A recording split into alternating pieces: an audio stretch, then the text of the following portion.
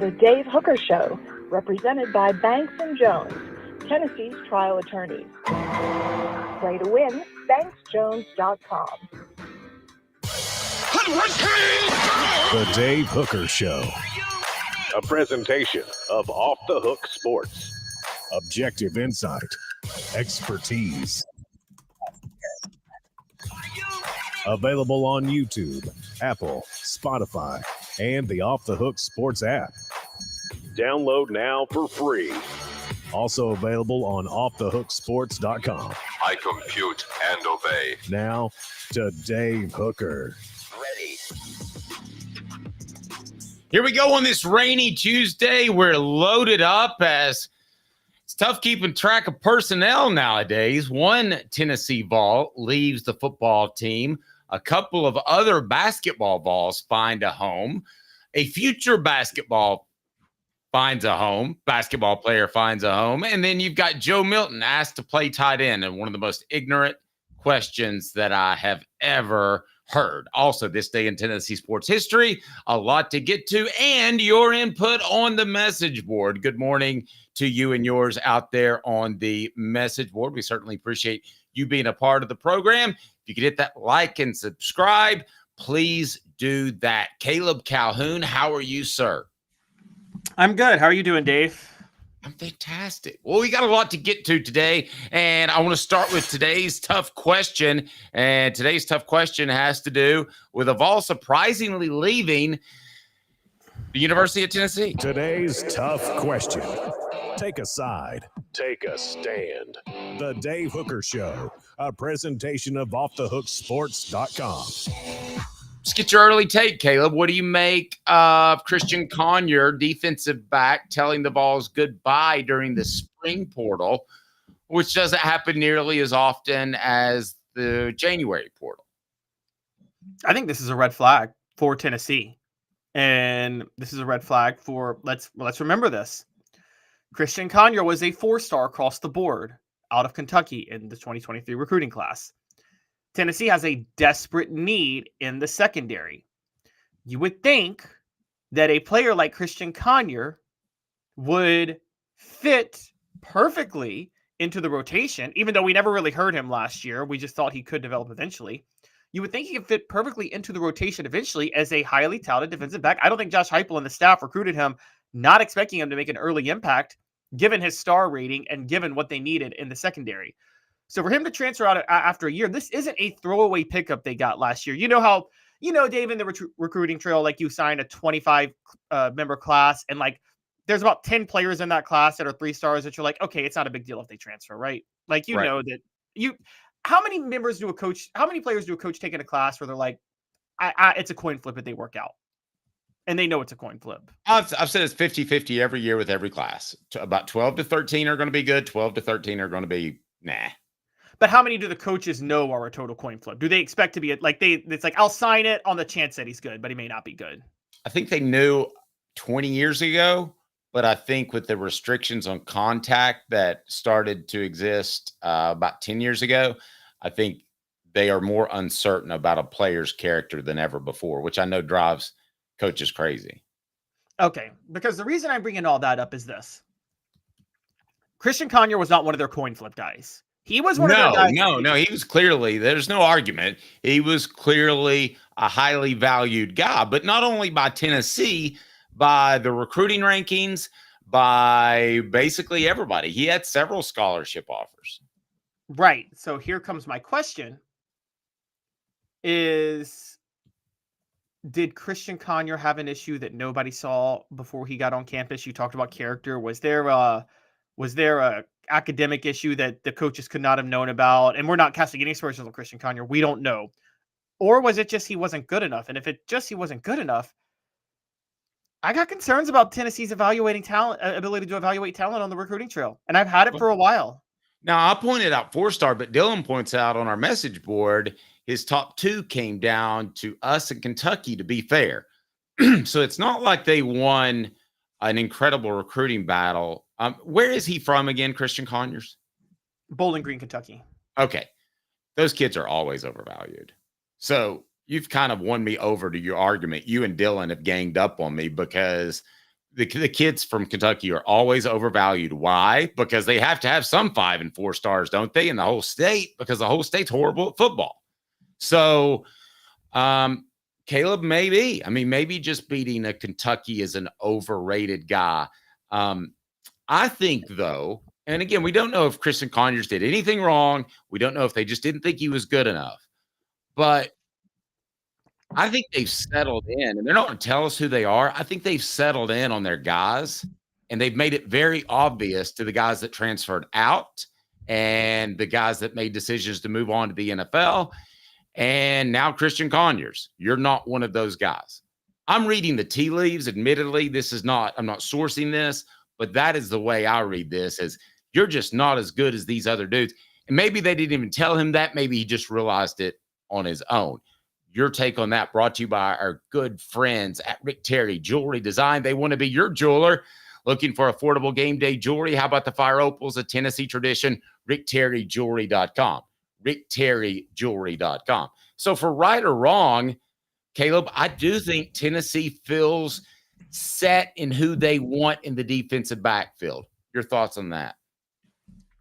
I think they do too, but my only issue with this is if they do, it's because of a lot of transfers they went and got from the portal this offseason, which would lend itself to the idea that they missed on a guy like Conyer. And I mean, you're right. They probably shouldn't have. If it was down to Tennessee and Kentucky, I don't care if he was a 4-star at that point. Clearly, other big schools didn't want him. I feel like the coaching staff is at a level where they've got to evaluate those guys. They've got to be able to understand. And by the way, this is, Dave, I'm going to say it. You're going to hate me. But this is a type of mistake Butch Jones would make.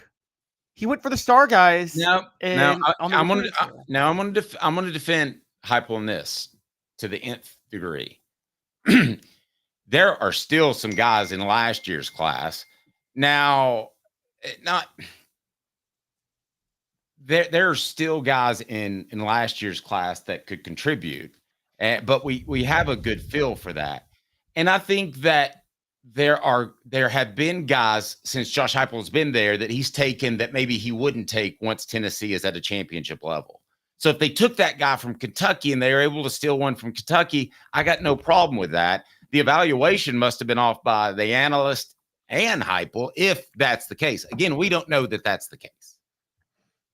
Right, but they had to miss in some way, and I feel like in 2023 you weren't wasting scholarships. Particularly, that was after the 2022 season where you went 11-2 and finished in the top 6.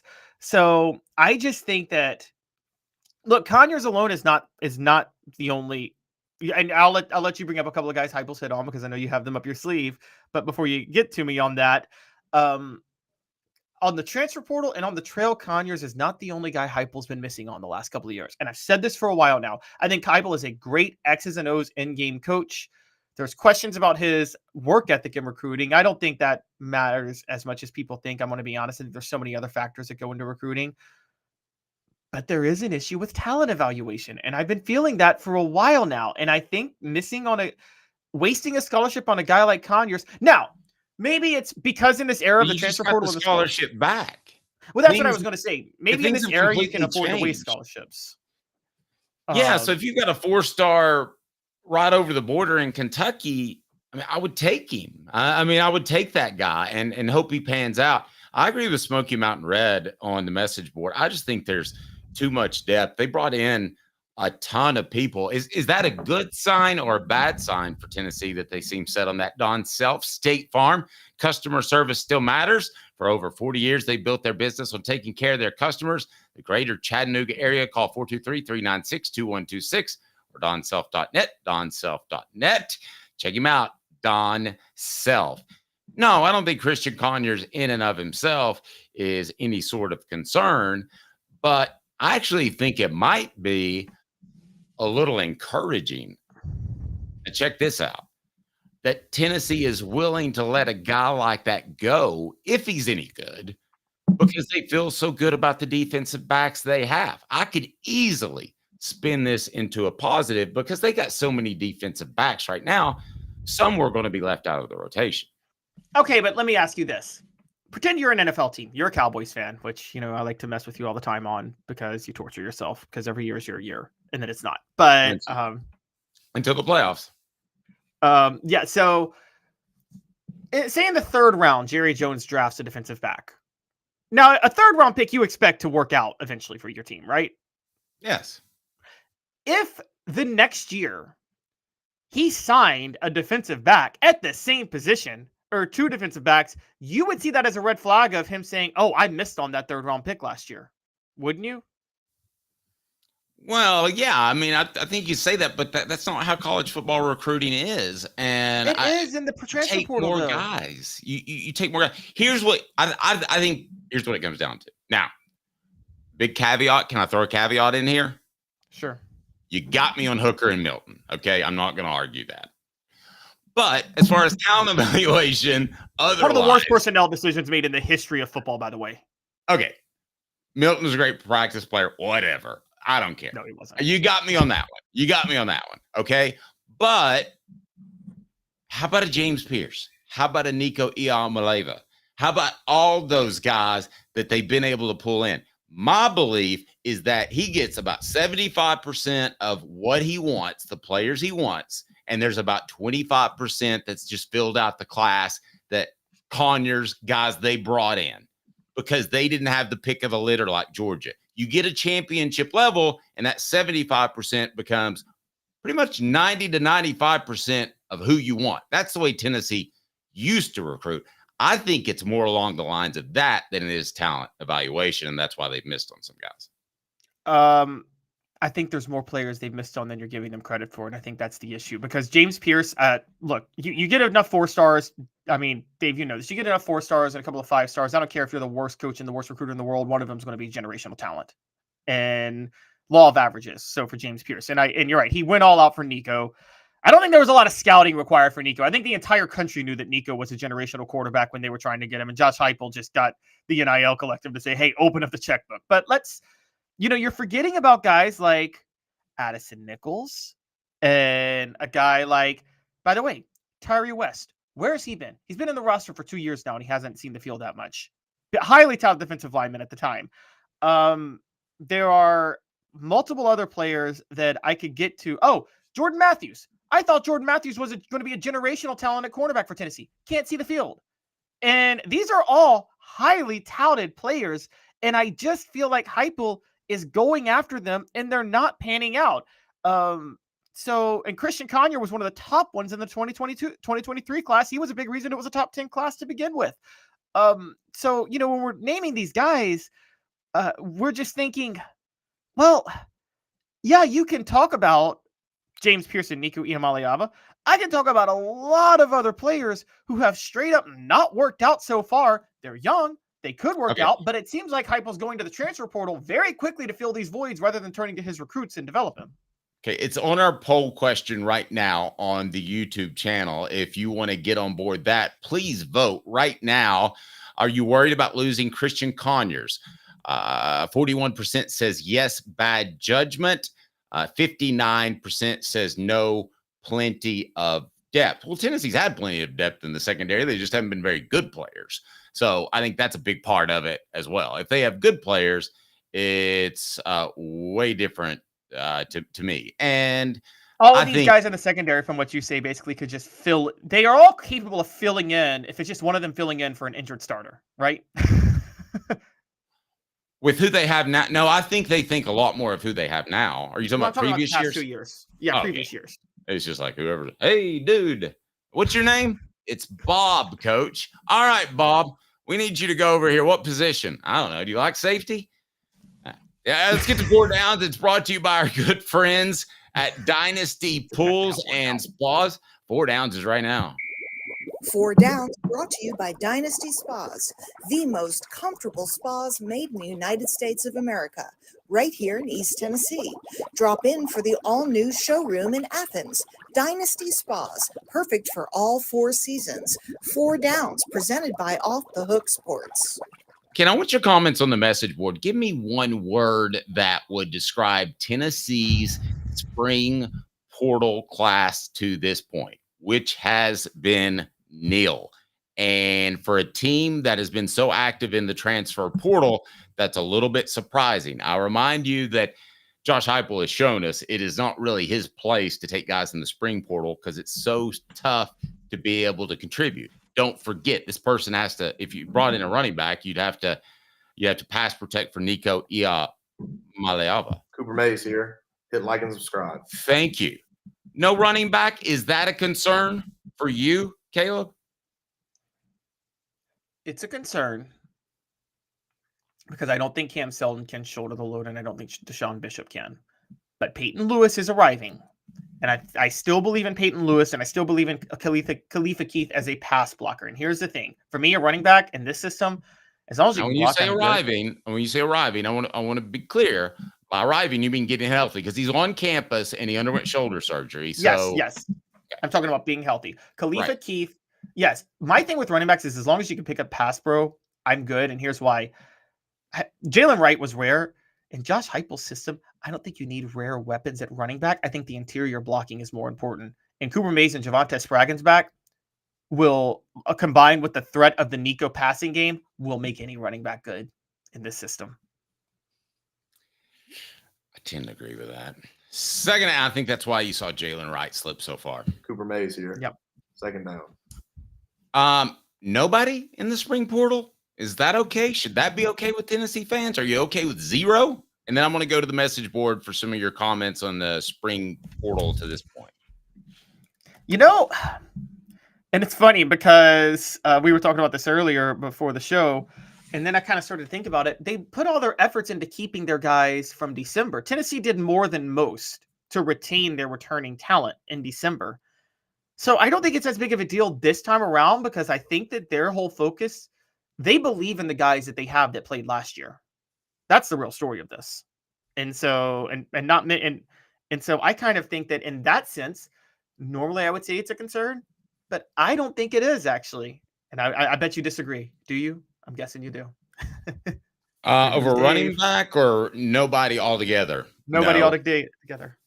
No. I think there has to be a really goofy, obvious one to take this shortly before the season. I wouldn't, as a rule, I wouldn't take anybody. I didn't say that at the beginning of the show because I didn't want to give away the suspense, but I think the spring portal's stupid. Tennessee center Cooper Mays here. Third down. I mean, I think it's really stupid. A guy could come in and completely screw up your whole chemistry. So let me ask you that for third down. How much of chemistry do you think is a factor when Josh Heupel, and is it more so than other coaches when he factors character into transfers or high school prospects he will take? Does that hurt him in some regards? Oh, I think it helps him. I think the chemistry part is huge. And I think Heupel got out ahead of this, by the way. I said this, guys, go back and look at my old blog.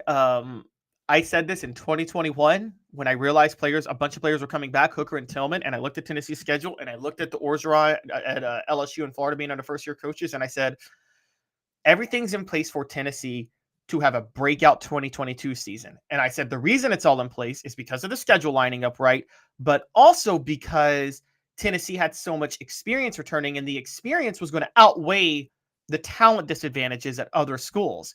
And you saw that. By the way, when they had that Pittsburgh game 2 years ago, remember that one, Dave? They don't win that if they don't have the experience and the chemistry with each other. Do me a favor if you can. Can you pull up the SEC and their transfers? Are there significant transfers happening elsewhere in the SEC? Because I'll go ahead and tell you, fourth down is going to be should it even matter. It's brought to you by Dynasty Pools and Spas. You know, the best thing about Dynasty Pools and Spas is that they've got it all taken care of. What does that mean? Well, you stop by their showroom and check out their fantastic selection of top-notch spas in that showroom in Athens. Make your pick and get ready, because Dynasty Pools and Spas delivers within 125 miles of that location in Athens, that fantastic showroom. They've got the cover lift, steps, chemicals, and everything you need. Delivery at no extra charge. They're just down the road in Athens. You pick the spa you want, and it'll be there for you. Oftentimes discounted with military and first responders discounts. Also blemish models, or just mention Off the Hook Sports. That's Off the Hook Sports for $500 off. There's a discount for you on spas made right here in East Tennessee. Support local. Dynasty Pools and Spas also has the best chemicals for you and your spa and your pool. No fillers, just the chemicals made right here in East Tennessee. Support local. Dynasty Pools and Spas, $500 off if you mention Off the Hook Sports. $500 off if you mention Off the Hook Sports. Dynasty Pools and Spas, dynastypoolsandspas.com. All SEC center Cooper Mays here. 4th down. Does the spring transfer portal even matter? What are the other SEC schools doing in the spring portal? I don't hear about any big time news. The only news I hear are from like the Iowa States of the world and those type of schools that are getting other players. So I'll just ask you, does the spring portal even matter, Caleb? No, I don't think. Well, it doesn't matter for the next year. I think spring portal guys are guys you pick up maybe that you hope will work out a couple of years down the road. It's almost like your recruiting class. I think your December portal is like that's guys you want to have an impact the next year. Your spring portal is guys that you hope work out a couple of years down the road, and or you just take a chance of maybe they will work out. And so for instance, Jaden Rashada to Georgia. That's a splash pickup for Georgia that's going to work out down the road. But most of the time, I don't believe in the spring portal. Most notably, Hendon Hooker was a December portal guy, and Joe Milton was a spring portal guy. Now, who do you think worked out? No, fair. I guess Rashada would be the one shining example out there, but I don't see a lot of other SEC schools getting better. And I think he's almost the perfect fit type of guy. Like you could see a team needing a quarterback and taking one either because of an injury in spring practice or whatever reason. I could see that. But again, you're just risking a lot with your team chemistry there. And I think that's a real concern. I remind you, the show is represented by Banks & Jones, Tennessee's trial attorneys. Play to win, banksandjones.com. Why Banks & Jones? Other lawyers say they'll go to trial. They won't. They'll settle and settle for less. Banks & Jones, ready to go to trial for you. banksandjones.com.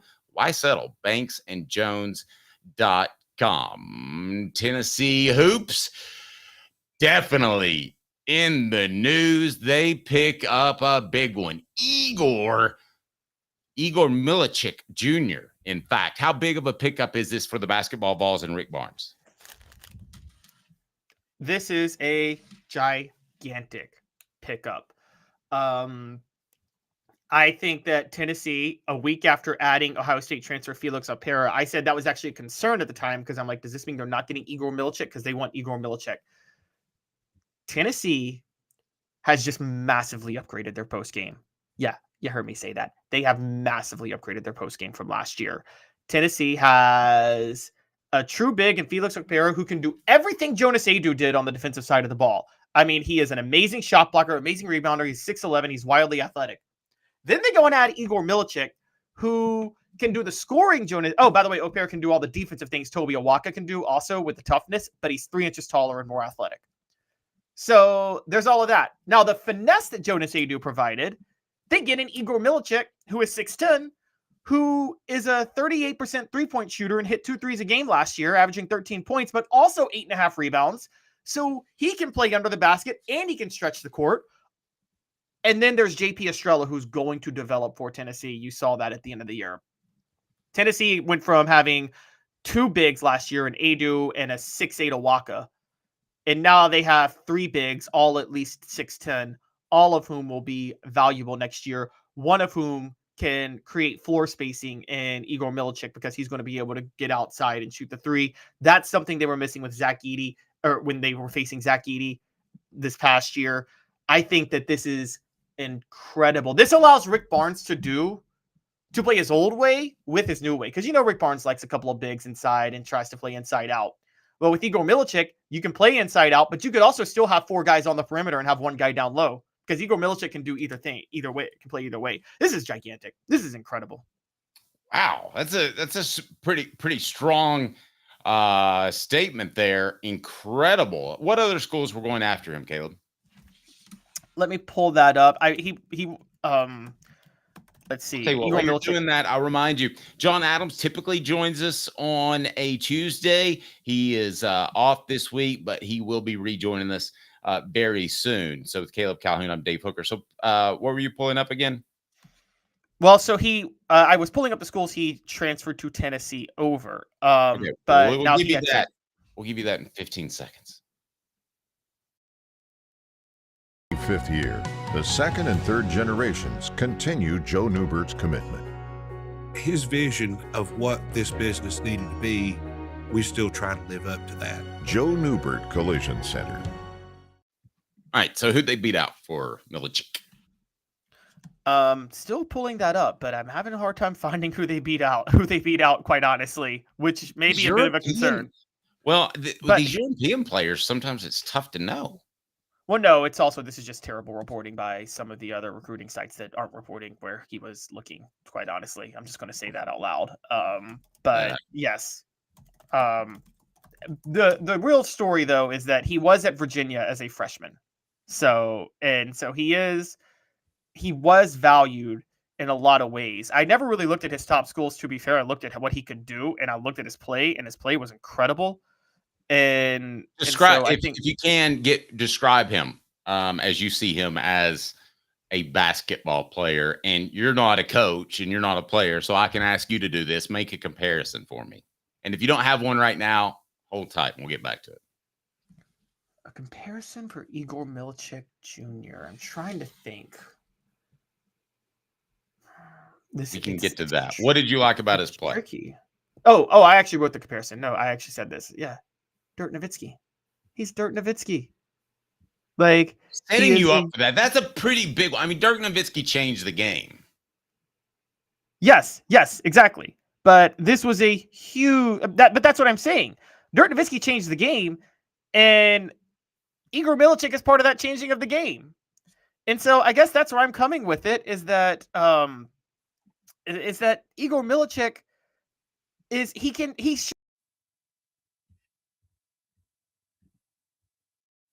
Oh, we lost Kate. By the way, his top two. By the way, Igor Milicic can what? We lost you for a second. Oh, he shot 37.8% from three last year. Hit 1.8 threes a game. And by the way, he visited Nebraska and Baylor. And so Nebraska is one thing, but Baylor did win the national title 3 years ago. So to beat out Baylor is pretty impressive. And so, I mean, this is a gigantic pickup. He is 1.8 of 3.8 on threes a game this past year. And he's a development player. He played like 6 minutes when he was at Virginia. Then he played 22 minutes 2 years ago when he transferred to Charlotte. Then he played 30 minutes a game. He's upped his averages every year. He is a typical development player that embraces developing as a prospect, the exact type of player Rick Barnes wants. And him and Felix Opera together in the post, that's going to be incredible. That's an incredible duo. Add in Darlington Dubar, who Rick Barnes just got to get to be his next Dalton Knecht, basically. Okay.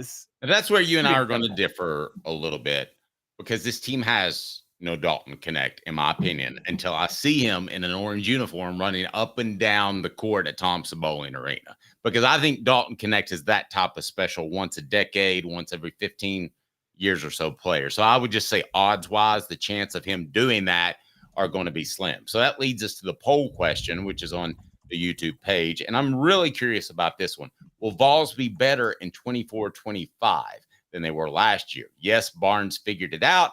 No, there's no Dalton. I think you know where I stand. There's no Dalton. Until I see a guy be that special, do what he did against Auburn, no, I'm not there, and I'm not going to be. They could be deeper. There are a lot of players on that team that I thought kind of choked down the stretch, but it wasn't Dalton Knecht, and they don't have him. Yes, they'll be better. Yes, they will be better. And I'm going to tell you that right now.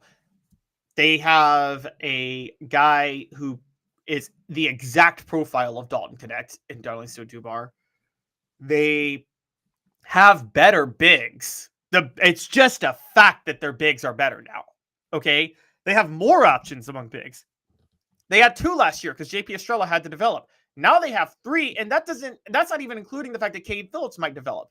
So they are deeper at the big in the post. If they didn't do any more additions right now, they'd have an 8-man rotation ready to go. Their guard play this year is going to be more efficient offensively. I have all the respect in the world for Josiah Jordan-James. I also have a great deal of sympathy for what Santiago Vescovi had to go through this past year and also changing the offense. But I think Tennessee's backcourt is going to be better this year with Cameron Carr developing, Jemai Mashak developing, Jordan Gainey back for another year, Zakai Ziegler returning. So with all that in mind, yeah, they're going to be better next. Even if Darlington Dubar is not as good as Dalton Knecht, they'll still be better next year because their big rotation is incredible. See, I think so much of Dalton Knecht that would stun me if they had anybody in his stratosphere. Maybe I think more of him than you. I think Dalton Knecht is a trend, not a unique outlier for Rick Barnes. I think he's going to be getting Dalton Knecht for the next 10 years. Okay, explain that. And then I want to go to Kyle had something to say on the message board that I thought was interesting. And Elias did too. Sorry, it was Elias. Go ahead. Dalton Knecht thrives so much because he's a wing who can score. So he's the perfect type of player for Rick Barnes to develop. Typically, Rick Barnes got one and dones that were like that. Think Kevin Durant, who, by the way, you would probably agree Kevin Durant was generational, right? He was a generational player. We've gotten to the point, not just on this show, but all media throw that around a little too loosely. But right, Bo Jackson's generational. Yes, exactly. Yes, Kevin Durant was generational. Dalton Knecht was better playing for Rick Barnes than Kevin Durant was. The reason is because Dalton Knecht, as a fifth or fourth year guy, had that talent and was fully willing to buy into what Rick Barnes was trying to get him to do. He's going to continue to go for 3 and 4 year guys who will fully buy into what Rick Barnes is trying to get him to do. And because of that, you will see wings, who can score, all of a sudden thrive for Rick Barnes. It's going to be a factory the way Josh Heupel quarterbacks is a factory, or the way Steve Spurrier quarterbacks was a factory in the 90s. I love that Josh Heupel quarterback. So you just say that factory, just like it's already done and done. Josh Heupel puts quarterbacks in the NFL, whether or not they're good. Well, that's true. Tennessee loses 2 transfers. Where do they end up? Well, I think their destination actually shows an awful lot of respect for the Vols. Stay tuned. Please hit that like and subscribe button because we'll be back in 2 minutes to talk about personnel moves on the Hill. 5th year, the second and third generations continue Joe Newbert's commitment. His vision of what this business needed to be, we still try to live up to that. If we wouldn't put our family in it, we're not going to put their family in it. If you're going to say that you're doing the best work in Knoxville, now saying it's one thing, producing it and providing it's another. The largest family-owned collision center in Knoxville is Joe Newbert Collision Center.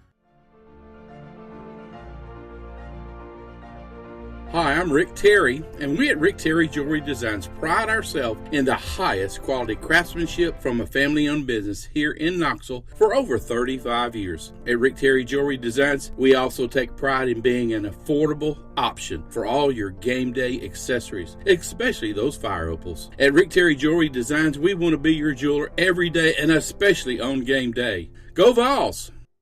Hi, Mike Davis here with City Heating and Air, reminding you to always dare to compare. Our team provides quality local heating and air service, installation, and maintenance across East Tennessee. We use only the best equipment like American Standard heating and air conditioning for your residential, new construction, or commercial needs. Honesty, dependability, and customer satisfaction have been the cornerstones of our business since 1961. City Heat and Air. Dare to compare. Experience it all at Varner Ford in Clinton. Need a quick fix or routine maintenance? Visit our Quick Lane Tire and Auto Center. Keep your Ford running smoothly with the experts in our service department. Ready for your next Ford? Our sales team's here to guide you through. 24 Ford Badlands Bronco, $59,829. 24 Ford Maverick all-wheel drive, $28,540. 24 Ford Explorer XLT four-wheel drive, $49,996. Local you trust, experience you can afford. Varner Ford, your East Tennessee Ford dealership. The Dave Hooker Show, represented by Banks & Jones, Tennessee's trial attorneys. Play to win, banksjones.com. You're listening to The Dave Hooker Show, a presentation of OffTheHookSports.com. The internet is full of pictures of each and every one of you. Available on YouTube, Apple, Spotify, and the Off the Hook Sports app. Download now for free. Is there nothing you people can't do? Also available on offthehooksports.com. Hey, so one question I did want to get into, and I forgot, Elias, my bad, because that was a great post. Elias says this team will be better built for March than last year's team. I'm not following that, with all due respect, Elias, because you have a bona fide, I can get you 2 points player last year. I don't know that you have that this year. How does that jive with you that they could be better in March than they are in the regular season? Because they were better in March than they were in the regular season this past year. They had not fully adjusted to Rick Barnes' new high-low motion offense in November last year than they did this year. They so that's how they could be better in March. I think they're better fit for March too, because again, they have more shooters. Cameron Carr is developing. Jemai Mashak is developing. They have more options to shoot three this year than they did last year. And 3-point shooting wins in March. Yeah, that's true. It is time for to take a look at some other Tennessee basketball players. As what was he thinking? Release the hounds. The Dave Hooker Show. Keep cool. A presentation of offthehooksports.com. Where did Jonas Adu go? He went to Arkansas. Where did Mr. Awaka go? Toby Awaka went to Arizona. Okay. That is a compliment to Tennessee. Do you realize that they just had 2 players transfer out of their program for whatever reason, and they ended up at Arkansas with John Calipari, who you can't argue can bring in talent. May not be a good X's and O's guy, but is bringing in guys. And then Arizona, another basketball school, brings in another one of Tennessee's players. Is Tennessee to the point in which other basketball historically strong teams are taking their leftovers? That's certainly what it looks like. Now, that part, what you just said, is very clear with Awaka, because I talked to Jimmy when you were off, Dave, and I talked to, and you have your own reporting. Awaka wanted to come back. Toby Awaka was testing the NIL market in the portal, and he wanted to come back to Tennessee. He backed off because Rick Barnes decided, I don't really need you. I'll get this Ohio State center, and I'll get this Charlotte center. And if you want to come back, fine, but you're going to have to compete with them for playing time. And then he decided, and then the reason he didn't come back is he didn't like the competition that was back there. That's what happened with Toby Awaka. And so Arizona said, we'll take you. Basically, Awaka's judgment was, I got a better chance of playing at Arizona than I do at Tennessee. That You realize over the history of college basketball, pretty much every decade that you could look at, that would sound insane. Every single decade, that would sound insane. Every single one. But he did it. Jonas Adu was just running. He was just running from Vol Twitter. By the way, Jonas, you're not going to like Hog Twitter either, just so you know. But he was running from Vol Twitter. That's what that was. They weren't so bad. They tried to get on me a little bit. They weren't so bad. Oh, they probably are so convinced that they're like, we got to play from Tennessee. John Calipari knows what he's doing. Yeah. And they have no idea what they had to pay for Awaka and chickens and pies because they still use the barter system. But you mean Adu? Oh, Adu, excuse me. Adu, yes. But again, Tennessee's just right in the thick of players moving, and this is right up there with the blue bloods. I mean, Arizona's as close to a blue blood as you can get. Arkansas second tier, but I mean, you lose players like that, you've got a pretty good basketball team on your hands. Absolutely, you do. And I think they were thinking NBA to a certain degree. Well, Awaka is trying to develop some. I think Awaka, again, for Awaka, it was about, he tested the NIL market and then he played himself. So he went to Arizona, and that's a huge testament. I'm going to tell you what's going through Jonas Adu's mind at Arkansas right now. This is as far as Jonas Adu thought it through. He said, John Calipari. Well, no, it wasn't even checked. No, wasn't even that. It was, he saw John Calipari, NBA draft picks. I go play for John Calipari. I get drafted into the NBA. no thought whatsoever about the development he needs to do, the toughness he needs to bring, or anything like that to actually be an NBA draft pick. He looked at You're really getting inside his brain a little bit there. And even though I tend to agree with everything you said, it still, to me, would have been wise for him to hang out. Now, I'm curious, because I was off. Did Jimmy Imes give us any indication that Adu was asked to leave? No. Adu nor Awaka were asked to leave. Rick Barnes, just so you guys know, thought Adu was going to be one of his greatest development projects in his entire career of coaching. He really believed in Adu. He was shocked when Adu left. And I think genuinely what happened is Adu didn't like the criticism he got from the Elite Eight game. Now, Dave, you know that, like, you and I know this. Wait, you think he left because of criticism he got from the Yes, he ran. He absolutely ran. He ran because it made no sense. He ran because Rick Barnes was sticking his neck out for Adu the way Rick Barnes never sticks his neck out for players, Dave. I don't know if you know this, but like Rick Barnes usually is willing to throw his players under the bus to a certain degree. No, I know that, yeah. Rick Barnes went out of his way to say Adu will be better. He'll bounce back from this. He was so much of a believer in what Adu could do.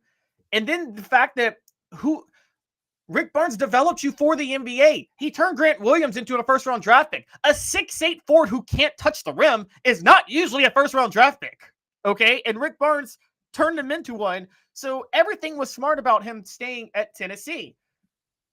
Adu ran, and I can put the pieces together because the Purdue game showed he's mentally weak. And so with that in mind, he bolted because he didn't like Vol Twitter going at him. I'll tell you this. That's a sad reason to leave if you're that mentally fragile and things aren't going to work out for you elsewhere if that's the case. I wonder a little bit if this was combined with an NIL issue. What I've been told about Rick Barnes is he doesn't like the NIL aspect of it and he lets somebody handle it. My question to you, Caleb, is that sustainable? Because wouldn't you prefer if all things were equal?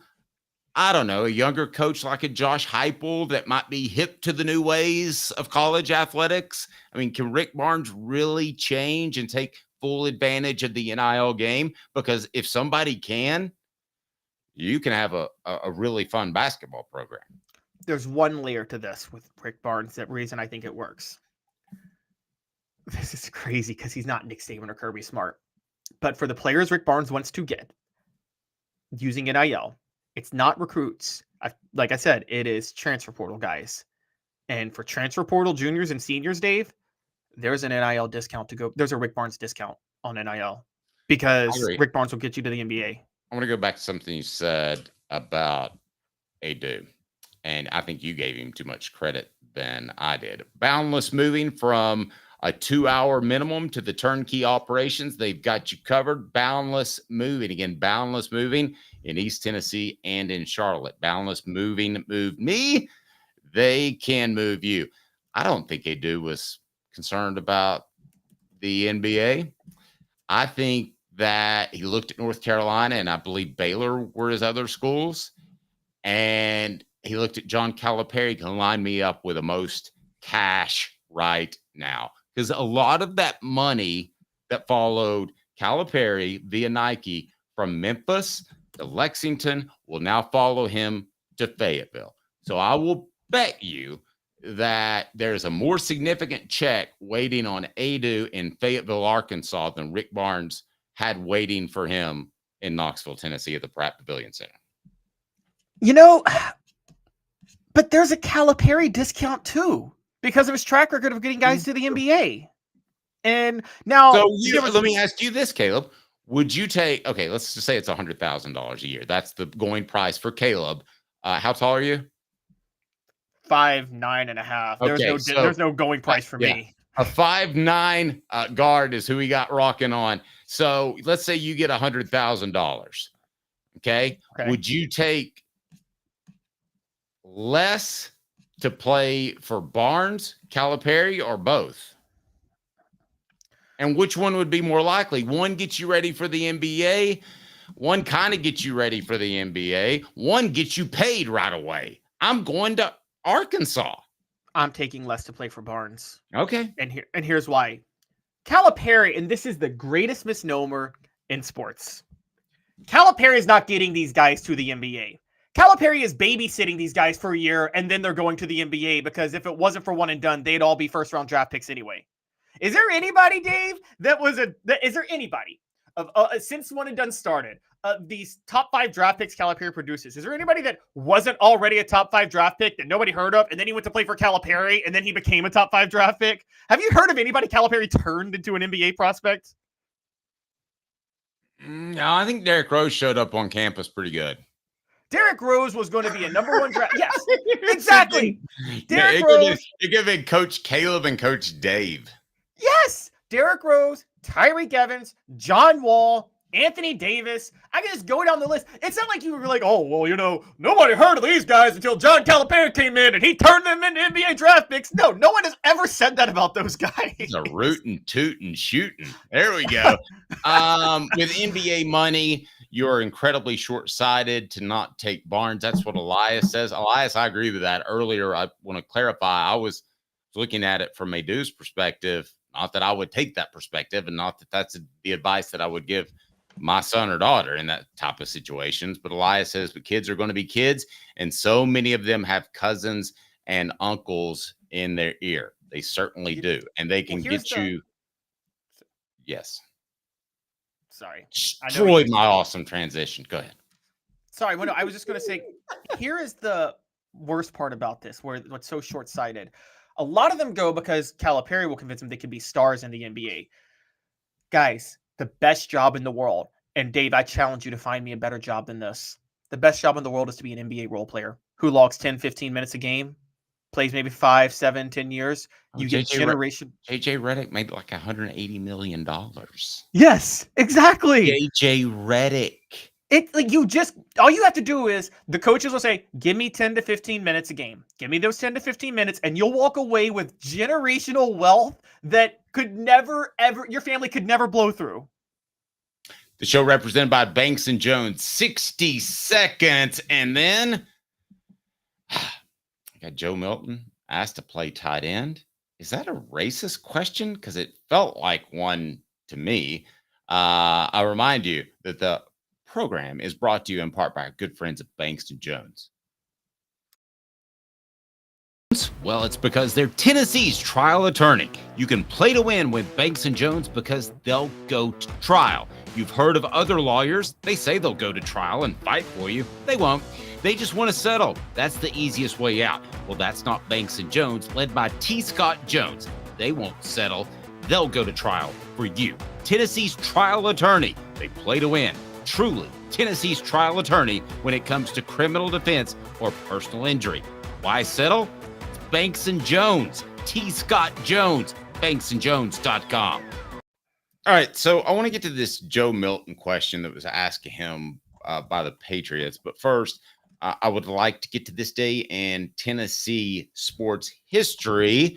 As I remind you, John Adams joins us each and every Tuesday, but he's on vacation. He will rejoin us a little bit later on. John gets a lot of vacation. I'll go ahead and warn you of that. Jimmy Himes will join us tomorrow. And we've got several new additions to the program we'll be able to announce over the coming days. So we're very, very excited. And I've been considered the resident media Joe Milton hater, right? Jump on me, message board if you want to. What I will say, and this is my defense of this, and it's as simple as it is I told you what I thought was true at the time. I hope Joe Milton has a fantastic career. I think the fact that Joe Milton was asked if he could play another position by Patriots media was borderline racist. We are so far beyond those days where you just ask an athletic black guy if he can play another position that I really thought those coaches were gone. And I mean at the high school level, because that's where stacking starts. Caleb, have you heard of that term before? Never heard of the term stacking. Stacking is comes from way back, and it's sometimes subconscious. But when you line up, let's say, a football team, you put the white guy at quarterback because he's supposed to be smarter, right? Like back in the day. And you put same thing in baseball. You put the white guy at pitcher and catcher. So I thought that asking Joe Milton that question was so absolutely out of line. And I warned you in a different way about that New England media, because that's somebody that was mad that they took Joe Milton and wasted a pick. That is some goofball who likes his chatter and asked Joe Milton if he can play tight end. That's what that was. And it's sad. So I try to be very careful about this because I want to be very aware to race issues in this country. And I want to be clear too, Caleb, and I want to be clear too, I'm not saying it's a big race issue. It's not like other race issues in our country, but I think it's a subconscious thing by whoever asked that question. Sorry. And well, yeah, and that's where I was going. And look, 25 years ago, 30 years ago, yeah, I absolutely would have believed it. It still blows my mind that Warren Moon was asked to play a different position. And I studied about Warren Moon's history. I cannot believe that people thought he should play a different position before he went to the NFL. And if Warren Moon had played his whole career in the NFL, wasn't forced to go to Canada, Dave, are we talking a potential top 3 quarterback of all time if he got to come out? And the funny part is he couldn't run at all. Yeah, exactly. Like, at least if, like, with Steve McNair, who they tried, Steve McNair could run. He was athletic. Now, I will say, I still like to be very careful before I attach the racist narrative to it until I know the person, because I'm one of those people that maybe I'm just a decent guy, David. I like to steel man other people's arguments before I straw man them. And so, let me ask you. And I'm not accusing you of straw. I'm not accusing you of straw manning. I'm not accusing you of straw manning. I'm not even sure what those terms mean, but let me ask you that. Oh, building up a guy that you can bring down. Building up someone's thought rather than thinking the negative of their thought first. I'm not accusing you of doing that, because on its face, this seems very racist on its face because of the history of it with black quarterbacks.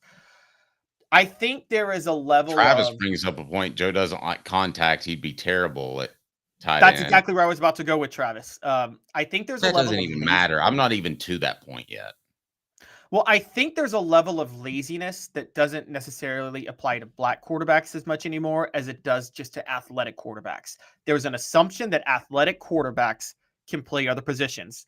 People were asking Josh Allen to play tight end, remember? When he came out? And you and I both know. There were some. Yeah, okay. There were some. And by the way, Josh Allen would not have made a good tight end. Yeah, people were asking him to play tight end. For the Bills. Yes. Not before he went to the Bills. When he was a draft prospect, people thought he should be a tight end guy. I thought he was overrated, to be fair. I didn't think he could play quarterback in the NFL. I missed. I'll call it. I missed. Tim Tebow was put at tight end by Urban Meyer. And again, Tim Tebow could never play tight end. He never would have been able to play tight end. And I think that's where this comes from with Joe Milton. That's where I'm going now. But it is a ridiculous assertion to ask if he could play tight end, because anybody, and Travis brought it up, anybody that is, I don't think Joe Milton's going to make it as a quarterback in the NFL. I don't think he can make it. And I will say it's because he doesn't process information well enough or quickly enough. Doesn't mean he's not smart. It just means he doesn't process quickly enough. And also he is just not accurate. But he doesn't, Travis took the words out of my mouth. He doesn't like to run already. If you don't like contact, how are you going to play tight end? He wouldn't be a good tight end. So for now, I won't attach the racial narrative to it because I don't know the person, so I'll be careful. It does have racial undertones. But more than anything, I think it's just lazy. And I think it's just not studying the history of Joe Milton, the quarterback, and knowing what he can and can't do. Well, they probably haven't seen Joe Milton play a lot. I mean, by lazy, are they supposed to study film before he makes it to the complex? If you're going to ask somebody to switch a position, you should. Yeah. I mean, that's where I'm at. And also, given what you talked about, given the racial history of it, if you're going to ask a black quarterback to switch positions, you better know what you're darn talking about, right? That's a good point. Cover your own bases, whether or not you're right or wrong, whether or not your heart's coming from the right place. Cover your bases. Exactly. So don't sit there and it's already it's already a very dicey topic when you start asking black quarterbacks to switch positions because of the history. So if you're going to do that, you'd better come correct, knowing the profile of a player. And if you knew the profile of Joe Milton, you would know that he can't play tight end. There's no way he could switch over to tight end. Okay. So what I would like for you guys to do on the message board is tell me if I'm way off base. And if you could just kind of racist, borderline racist, Dave, you're crazy. Somebody said that. I respect your opinion. It's just not the question I would have asked. And I've been in Caleb, about a bazillion press conferences. Yeah. And I've been around a bazillion prospects that theoretically could move other positions, but I respected the fact that they had spent their entire lives preparing to play that position and didn't ask them that question. Caleb, what if I called you tonight and I said, we're going to switch to a fashion show? I mean, that wouldn't suit your skill set. That would be insulting to you. That would be idiotic. I think it's analogous. I think asking him to play tight end is about that goofy as us going to Fashion Time with Hooker, brought to you by Vogue. Well, maybe you're basing that off the fact that I dress so well for the show every day. So you are a snazzy dresser. So I guess under spring portal, as far as guys can go in, you just ask a question.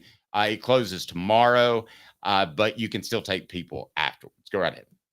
Let me ask you this, Dave, because you actually covered a situation like this, and you were more tied to it than I was. You were probably part of the national narrative that came out of it. You covered when James Banks was asked to be Clausen's go-to receiver in 2003, right? Mm-hmm. And didn't James Banks say, "I will only do this if I can play quarter, if you promise to move me back to quarterback the next year"? I don't remember there being a promise made, but I know that Philip Fulmer made a lot of promises. And he didn't keep a lot of them. So, but as far as playing time in recruiting, and I can see in that situation him making that promise, but I have never heard that, and I do not know that.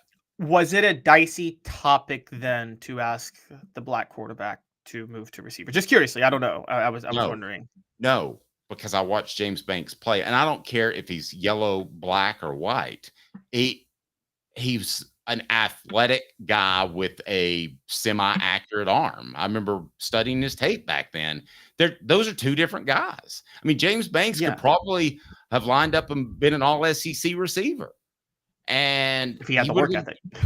Yeah, he would have been one of the best players they had. But it just didn't happen. Joe Milton could physically not do that. And we're now, 15 years removed from the Banks situation? I mean, we're 15 years down the line. 20 years down the line from the Banks situation, where hopefully we've moved on as a society a little bit. Yeah, I agree. I always wonder with those, situations, because I'm very sensitive to this issue. So, it was and you're right. And particularly when people have raised awareness to the issue over the past 20 years on, guys, be careful on this. By the way, also, here's the other point. You know this, Dave. Salaries are guaranteed by position. If you're a quarterback, you'd rather be a backup quarterback and hold a clipboard for 5 years than be a starting tight end, right? Like, the money's just better. You basically just ask him after he got a job, hey, you willing to take a pay cut? Yeah, exactly. So you don't need a pay cut to shop at the Hemp House. If you use the promo code HOOKED, that's HOOKED, you get 10% off the premier hemp dispensary online with a wide variety, great selection, and strict standards to ensure you only receive the best in CBD or Delta products. Do you believe Joe Milton when he says, I absolutely would not consider that, which is what he said? If somebody came to him, if Gerard Mayo came and said, I can keep you on the team if you play tight end, as idiotic as that is for me to even say, if you're Joe Milton, would you stay on an NFL roster? You'd have to eat a lot of crow. I mean, honestly, if Gerard Mayo does it, you'd have a really hard time rejecting it because Gerard Mayo is a black coach and also one of the most respected new coaches in football right now. The NFL, you know this, Dave, probably better than I do. The NFL circles hold Gerard Mayo in such high regard as a person, as a coach, and as a leader. Mm-hmm. I mean, it would be like, at that point, it'd be like if Mike Tomlin asked you to switch. What are you going to say? Mike Tomlin is racist? So, I mean, it's, but I will say this, if Gerard Mayo does do that, then I'm going to say he will not last 2 years as a head coach, because if he thinks Joe Milton can play tight end, no, I don't think he thinks that. I think that's a silly reporter, right? Yeah, no, that's it. That was silly reporting. No. Hold on.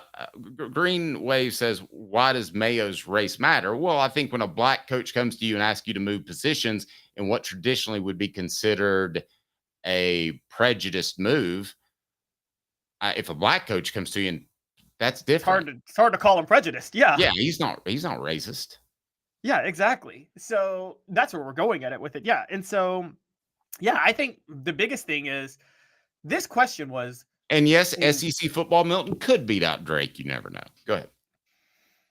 I said that yesterday because that's based on what, if you guys try to tell me that Milton legitimately competed with Hooker in practice 2 years ago, I don't believe he did, then he might compete with Drake May, because I think Hendon Hooker is better than Drake May. So that's where I was going with that.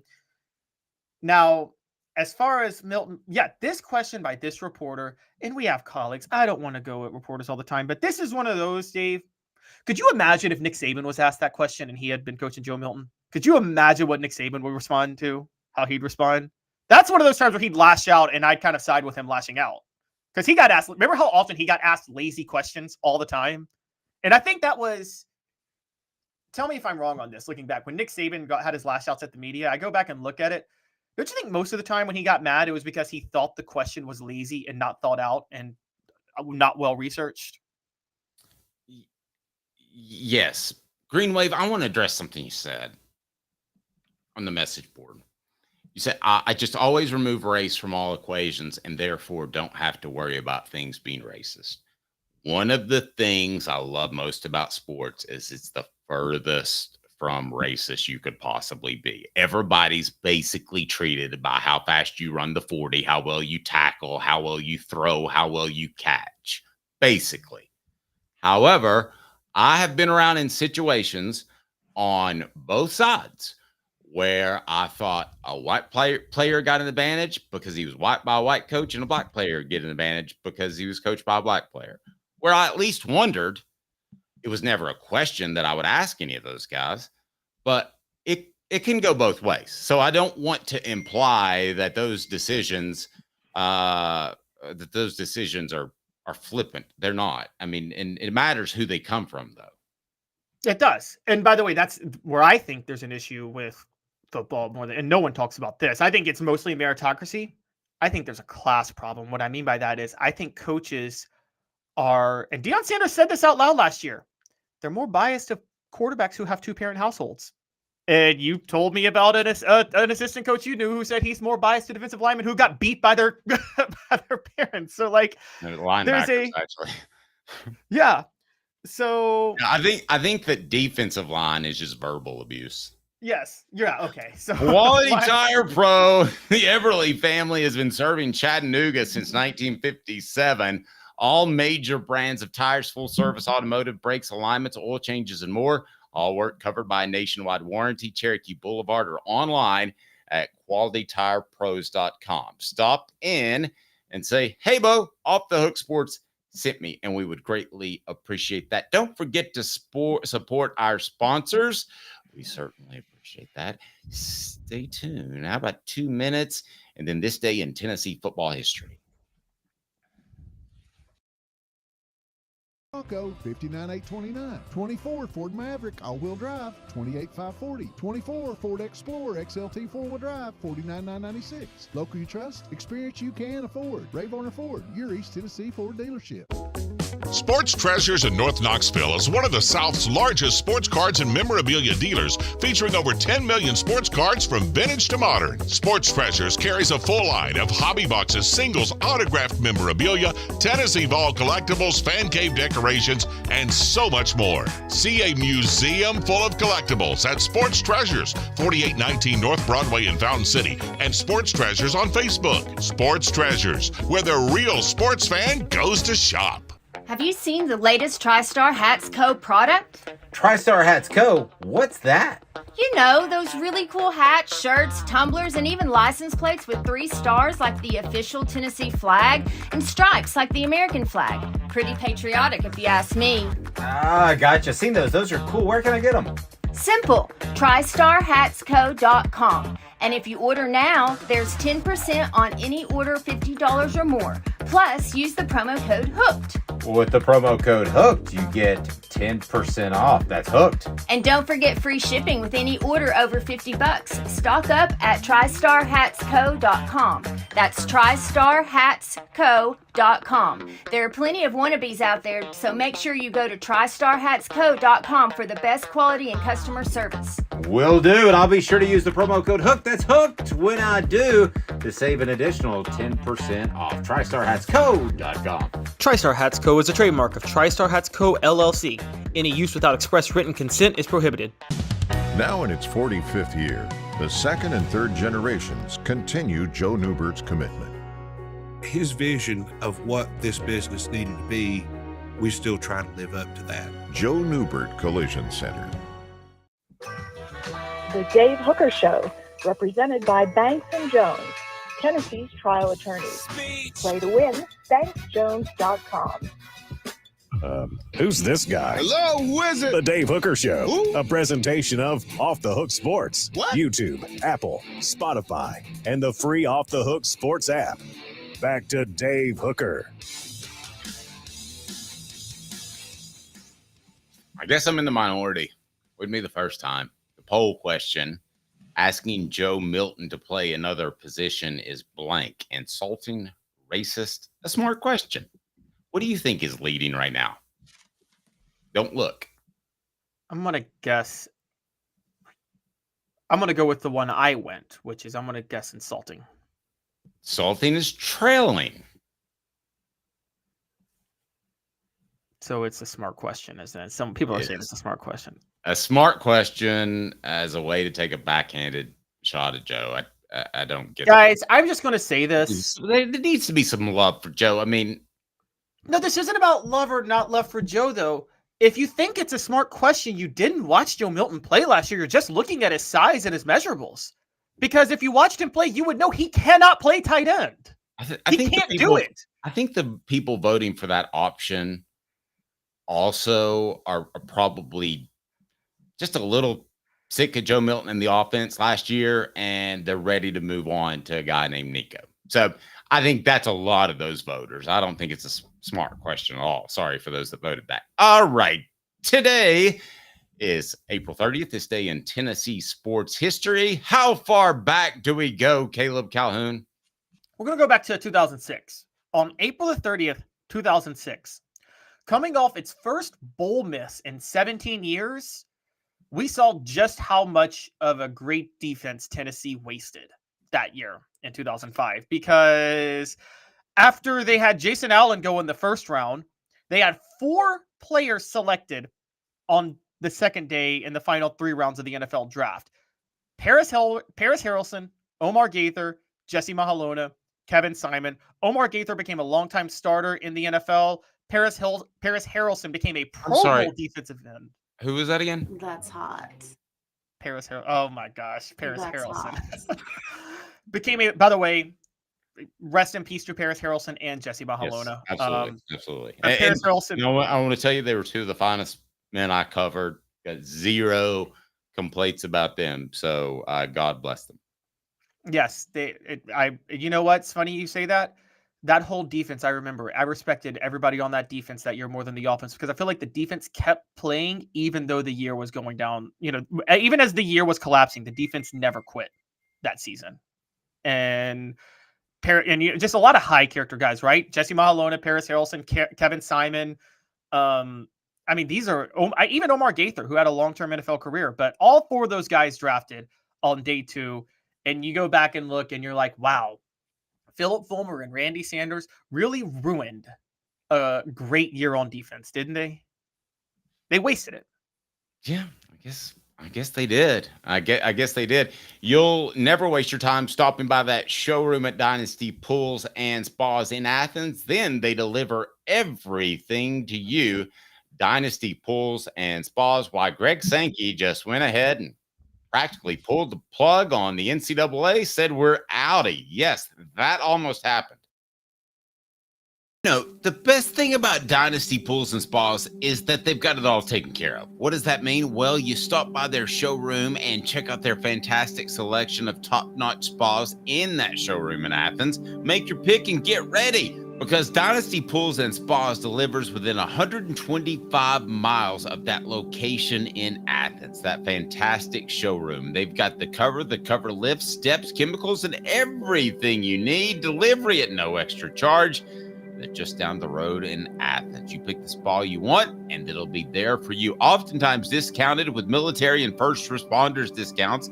Also blemish models, or just mention Off the Hook Sports. That's Off the Hook Sports for $500 off. There's a discount for you on spas made right here in East Tennessee. Support local. Dynasty Pools and Spas also has the best chemicals for you and your spa and your pool. No fillers, just the chemicals made right here in East Tennessee. Support local. Dynasty Pools and Spas, $500 off if you mention Off the Hook Sports.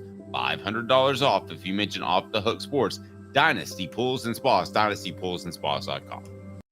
Greg Sankey is the SEC commissioner. He is the guy that's been in charge of the television contracts. He's been the guy who's been in charge with a lot of discipline. He's been the guy that's been in charge with expanding the conference. He's also almost been involved with pulling the SEC out of the NCAA altogether. You brought this up, Caleb. How did that fly under the radar? It flew under the radar because this happened the day of the 2021-22 national championship game between Alabama and Georgia. So everybody was covering the title game. So what happened that day? If you remember, the playoff was at 4 teams, and they kept wanting to expand it to get 6 or 8 or something like that. And Greg Sankey was pretty heavy on 12, I believe, at the time. And so they were trying to have these negotiations, and so they couldn't get any movement. And Greg Sankey was not happy with the playoff being stuck at where it was. And neither was the Big Ten, by the way. So in January of 2022, it was at the JW Marriott Hotel in downtown Indianapolis as the national championship game was happening. All the leading conference commissioners and the Notre Dame's athletic director all sat there and tried to hash out something. And Greg Sankey had what he wanted. He wanted to fast track the 12-team playoff, by the way. And the other conference commissioners, the Pac-12, the ACC, the Big 12, were like, no, we don't want that. And I don't know why they didn't want it, but they didn't. And they couldn't reach an agreement. So Big 12 Commissioner Bob Bowlesby, then Big 12 Commissioner Bob Bowlesby, he's no longer there, said, we can't reach an agreement. Let's walk out of this and table it. They had been failing to reach an agreement for years. Well, Greg Sankey admitted last week that he basically said, if we don't reach an agreement, we in the Big Ten, we're just going to break off from the NCAA. We don't need you guys. And so they just walked out. They said, if we don't get an agreement now, we're done and we're breaking off and we're forming our own league, and good luck to the rest of you. And then they got the agreement. The agreement came finally to the 12-team playoff, and they hashed out the details this past year, and the SEC and the Big Ten got the lion's share of the revenue that's going to be guaranteed from it. The question I have is, I've been very critical of Greg Sankey because I feel like, and the Big Ten, I just feel like they're sucking up so much of college football and taking away so much tradition in the process. And I felt like they were doing it for their own revenue. But I will be the first to say, maybe I'm going to reevaluate. Are they doing that because it's absolutely necessary because the other commissioners are so darn incompetent? Is that were their hands forced in having to do that? Yeah, I for the most part, athletic administrators aren't the brightest bulbs that are in the Home Depot aisle. So there are exceptions, obviously. I believe that Danny White's an exception. I believe that Greg Sankey's an exception. But there are others that are probably at other smaller conferences, and the cream rises to the top that just aren't as competent as a guy running the Big Ten, as a guy running the SEC, right? So my question to you is, would we be better off if the Big Ten and SEC had broken away? Because when you start to do their numbers, that pretty much is your super conference. I remind you, Tuesdays brought to you in part by our friend Joe Newbert at Newbert Collision Center. Jeff Newbert's fantastic down there, and he brings you John Adams each and every Tuesday. John will join us on Friday this week. I want to get back to that. Would Sankey really be willing to pull the trigger, especially if the Big Ten wasn't committed? 35th year, the second and third generations continue Joe Newbert's commitment. His vision of what this business needed to be, we still try to live up to that. Joe Newbert Collision Center. So do you think you really would have pulled the trigger at that very moment? Do you think it was that close? Yes, I do. And here's what's intriguing about it, Dave, is that, remember, Kevin Warren was the Big Ten commissioner at that time. I think USC and UCLA had not yet joined the Big Ten. They had not yet announced they were leaving for the Big Ten. This was January 2022. They didn't join the Big Ten until June of 2022, July. This tells me that the SEC and the Big Ten were already negotiating behind the scenes, because the Big Ten was willing to walk away with the SEC. And I wonder, do you think the Big Ten was basically already, do you think Greg Sankey already knew that USC and UCLA were headed to the Big Ten? Do you think he already knew that was happening at that point? Whenever we knew, he knew it months before us, right? I mean, he didn't just get surprised. Right, I agree. So it sounds like remember that alliance that they formed a couple of months ago that went public? It sounds like they formed that alliance 2 years ago. My guess is the Big Ten, and you can tell me if I'm crazy on this, but when the SEC added Oklahoma and Texas, they announced that in June of 2021. The Big Ten, the ACC, and the Pac-12 formed this alliance. Remember how hilarious that was, Dave? How they were going to form this alliance to save off the power of the SEC? I'm starting to think Greg Sankey called Kevin Warren and encouraged the Big Ten to go behind the ACC and the Pac-12's back and be like, hey, why don't we form an alliance? You guys go add USC, UCLA, you poach the Pac-12.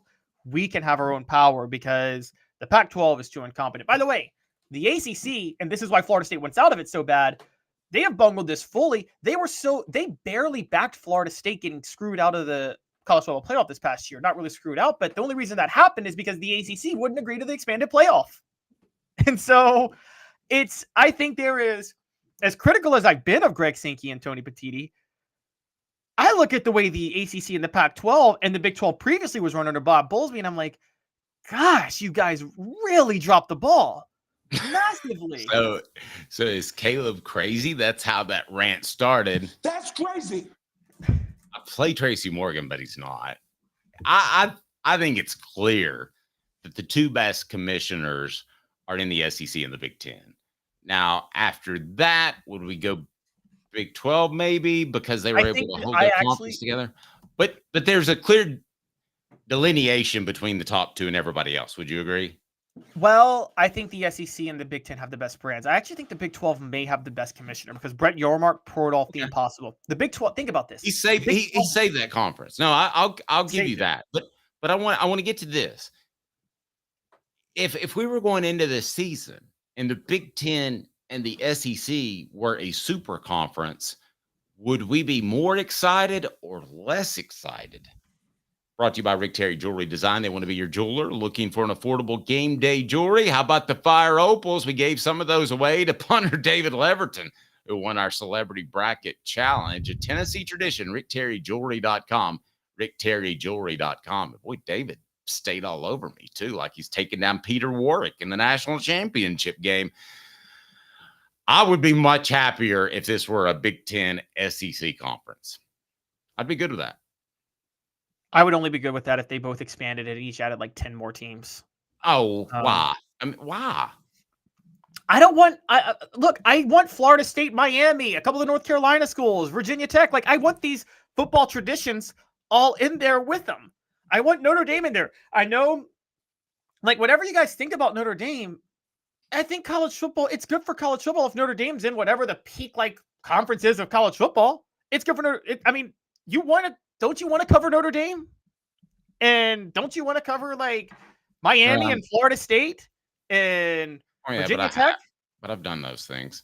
So I'm saying the sport needs those. I like, by the way, something like Colorado, Dion at Colorado. I don't want that to be relegated to some minor league tier football program. That was a fun thing to cover last year. No, it was. But the level of football, I've always thought in college football, could get better. For every Tennessee-Georgia game or Tennessee-Florida Classic, you have a Tennessee-North Texas. I feel like the games could be better on a week-in, week-out basis. I'd be interested to know the average margin of victory in college as opposed to the NFL. I bet there are a lot more blowout games. And I can just tell you how Vegas sets them. I mean, regularly when I do my picks, there's always over-under. I mean, I'm always betting on spreads of 18 to 25 points. NFL spreads, if an NFL spread is over 5 points, that's insane. Like, it's rarely over 5 points. Right. And by the way, that's with 3 points given to the home team, usually. So it's, but here's the thing, Dave. You can say that. But let's talk about marquee games real quick. The NFL, you could say every NFL game is marquee. You know what that means? There are no marquee games each week in the NFL. No one circles a game specifically in an NFL regular season week. You circle the marquee games in college football. And you can hate me for saying that, but is there an NFL? I'm just going to ask you. Have you ever seen an NFL game with the magnitude of Michigan, Ohio State, or Alabama, Auburn? You ever watch a regular season game like that? Kind of the Egg Bowl. Well, no, that's a college game. Oh, okay. I'm sorry. Have you ever watched a regular season NFL game? That's a good one. Even on the level. No, I haven't. No, I see what you're saying. I'm sorry. I think I got confused by your question. Go ahead. Yeah, even on the level of the Egg Bowl, which is a lower level, I didn't care when it was the Colts and the Patriots with the Peyton Manning-Tom Brady rivalry. That didn't come close to a top 10 college football matchup ever. And that's the point. What you're saying, Dave, what you would do if you sucked it out and had just 32 teams, there would be no such thing as a marquee college football game anymore. No, that's not completely true. I mean, I know when I'm a Cowboys fan, I know when the Cowboys play the Eagles and when they play the Giants and when they play the Falcons, and I'm not as interested. It would lessen them. I'll give you that. But if you have that crown jewel of a playoff, does that offset your tattered robe of a regular season? No, 3 weeks does not offset 3 months. And that's why college football is the greatest sport in the world, because of the 3 months. You set aside your Saturday for all of this. People say the NFL owns Sunday. Not the way college football owns Saturday for college football fans. Because the way the NFL owns Sunday, Dave, is you go watch your game, then you get ready for work or whatever. If you're a college football fan, you don't do anything but watch the marquee college football games all Saturday. Yeah, I mean, it's true, but you might lose a couple of storylines. But what storylines would you most hate to lose? Dion's one, because that's interesting, but that's not going to have a long shelf life. You have West Coast representation thanks to what the Big Ten has done. You have Texas representation thanks to what the SEC has done. I mean, to me, it is the super conference. What teams that aren't in there would break your heart? Colorado and Notre Dame? Not just the teams in there. I like the lower teams competing. I like upsets sometimes every now and then. Not the way March Madness does it, because that's the gimmick. But, one of the greatest games I ever watched was 2007 when Stanford upset USC. And that's one of the most exciting games I ever watched. Those memories are etched in my head. I love big upsets like that. You're getting rid of all of this. You're getting rid of the narrative of the 2001 Tennessee-Florida game where Tennessee was an 18-point underdog, because there will not be 18-point underdogs if you do what you're talking about. That's what's so much fun. The narrative of the 0-1 Florida game, you know this, Dave. The biggest story was the fact that Tennessee, whoever in Vegas set that spread should have been fired on the spot for Tennessee being 18-point underdogs. And it actually moved from 17.5. You're not going to get any of those anymore if you do your way. If you make college football the minor league NFL, all we're doing is watching players We're just watching the future NFL and college football at that point. I don't want to watch the future NFL. I have the NFL to watch the NFL. I don't want to watch a lesser NFL. I want to watch something that's different. Elias is our poster of the day. He's been hilarious. I don't know if you had an extra good cup of coffee or what. He says, I feel so bad for the 24 Cal and Stanford fans. I kind of do too. Yeah, but the play of 1982. They're in. At least they're in. They made the party, right? They got to the ACC. They finessed their way. Poor Oregon State and Washington State, though. Yeah, absolutely. Hey, I remind you guys to check out Hooker's Corner. We would love for you to join that. We give away, I'm going to put it on the message board. It's right there. You can see it if you're on our video platform on YouTube. But I would absolutely love for you to join that because you get a little more interaction with me and Caleb. You also will get soon to be expanded recruiting content and our individual posts with some insight into Tennessee's football program. For instance, James Pierce may go number 1. There's an assemblage of video footage of him on our page right now. It's just $9.98 a month. And that will get you in the drawing for our weekly prizes, such as a shirt or a book, and our monthly prizes, which will include at the very least something awesome from Sports Treasures. And this month, you have to join this month. We'll announce it on Friday. It will be an autographed helmet from one John Henderson. I guess it's going to be a mini helmet. I hope he didn't try to put it on his head because a mini helmet ain't going to fit John Henderson's head. No, it probably won't. Unless someone keeps bashing it in and to the point that it shrinks a little bit because, he likes being bashed in the head to get ready to play football. There we go. All right. So I would love for you to check out the Hooker's Corner page. Please do that. And Caleb and I will have some insight, but we're really excited about some expanded recruiting coverage we're going to have here. And just maybe matter of days. Who knows? He's Caleb Calhoun. I'm Dave Hooker. This is